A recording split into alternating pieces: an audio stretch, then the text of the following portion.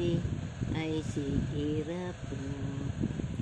Mahal ng mami ay ang aking bunso. Ang bunso ng mami ay si Kira po. Mahal daw ng mami ang aming si Kira. Ang mahal ng daddy ang aming si Kira.